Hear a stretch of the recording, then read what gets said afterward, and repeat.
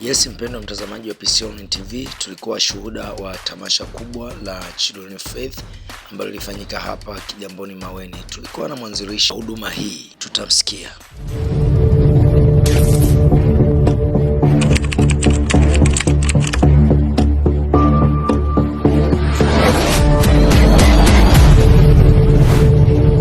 Asifiwe. Kwa majina naitwa Elizabeth Mlemeta. Mimi ni mtumishi wa Mungu, pia ni mwanzilishi wa taasisi ambayo inaitwa Children of Faith.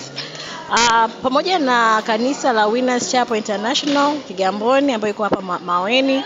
Leo tumefanya tamasha la watoto ambayo inaenda kwa jina kutembea katika nuru ya Mungu. Andiko nanga ikiwa ni Waefeso sura ya 5 mstari wa 8 mpaka wa 9.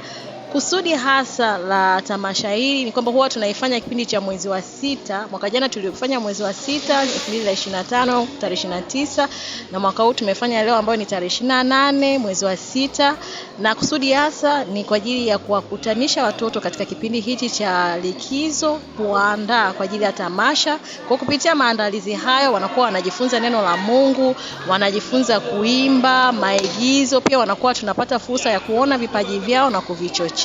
Na mwisho wa siku ya tamasha yenyewe wanakuja kuwasilisha kile ambacho wamejiandaa, na lengo ni kupanda mbegu ya Mungu, neno la Mungu ndani yao iweze kuzaa matunda, kwa sababu tunatambua kwamba madhehebu yako mengi, lakini mwisho wa siku tunapowakutanisha, kwa sababu tunawakutanisha watoto wa aina yoyote, tunawakaribisha, wanajifunza kwa pamoja ule msingi ambao tunapata katika Biblia, na wanapojifunza wanakutana mashuleni, pia wanakuwa wanasaidiana na wanakuwa pia mabalozi wa Yesu.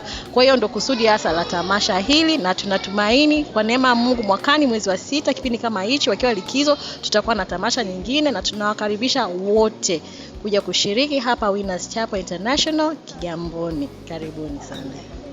Zaidi ya leo pia tunawashukuru kwa sababu hili swala hatujafanya peke yetu. Tumeshirikiana na uongozi wa Winners Chapel International pamoja na waumini, wazazi, pia Children of Faith, pia na Nextdoor Advocates pia waliweza kuwa sehemu ya wadhamini katika kuandaa tamasha hili. Kwa hiyo tunawashukuru sana wale wote ambao walijitokeza kwa ajili ya kutubariki na kujiunga nasi katika maandalizi haya. Mungu awabariki mno.